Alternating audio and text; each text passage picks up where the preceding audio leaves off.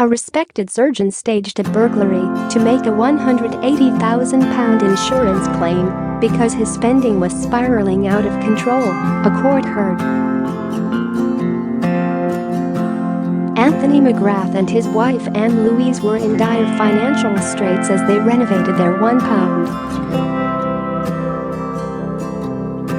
million 7-bedroom house. It was claimed.At the same time, they were paying £2,400 a month to rent a 5-bedroom cottage where they lived with their 4 privately educated children.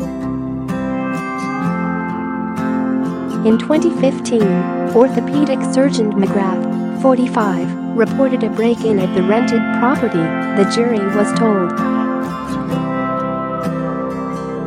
The 95 items he claimed had been stolen included the 19th century red marble fireplace, £35,000 Persian rug, 2 clocks, valuable antiques and jewellery. But detectives became suspicious when they discovered he and his 44-year-old GP wife were tens of thousands of pounds in debt. Investigations revealed McGrath had hired a van and driven it to Somerville House, his family's large Georgian country home in Co Meath, near Dublin, around the time of the break-in, the court was told.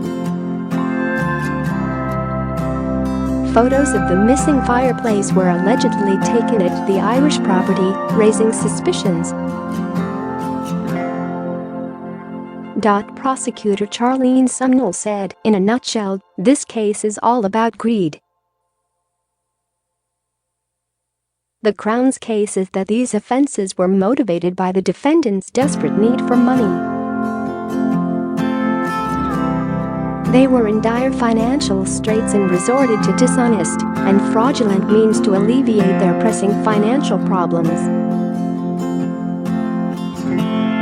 The couple, who married in 2009, lived in Aberdeen and Southampton before McGrath began working at the Royal National Orthopaedic Hospital in Stanmore, northwest London. In June 2012, they rented a property called the Garden Bothy in Bedfordshire for £2,400 a month. The cottage, which once featured in an episode of Inspector Morse, is in the grounds of the Luton Hoo estate, a former stately home where the Queen and Prince Philip spent part of their honeymoon in 1947.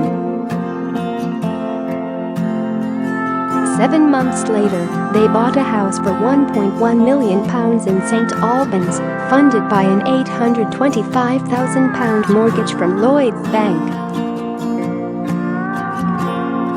A further remortgage raised another £135,000 in June 2015.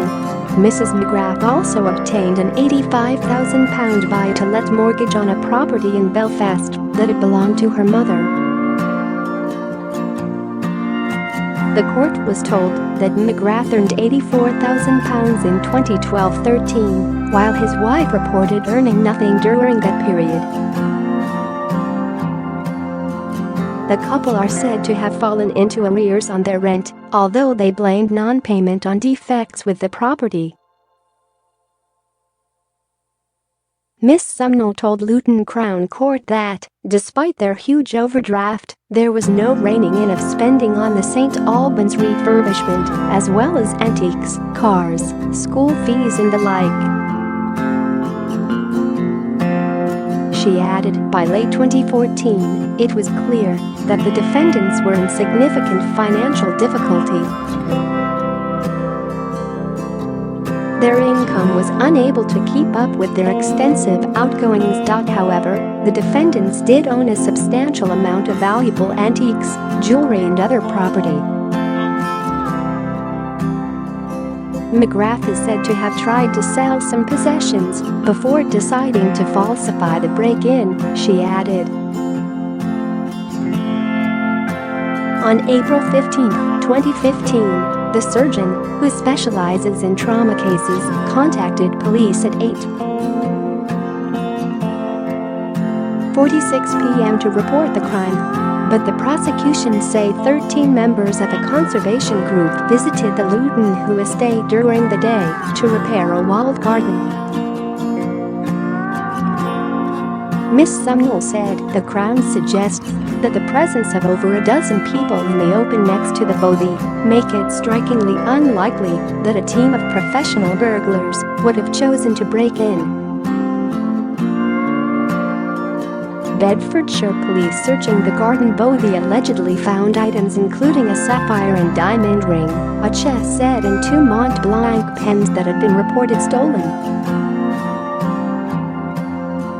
Officers also went to Somerville House with Garda police on November 26, 2015, and found the fireplace, the court heard.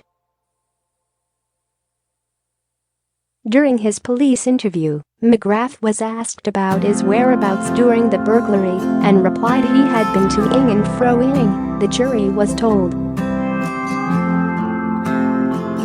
He claims the items that were found by police are merely similar to those he reported stolen. He denies 4 charges of fraud and 1 of perverting the course of justice. His wife denies 5 fraud charges and 1 of perverting the course of justice. The case continues.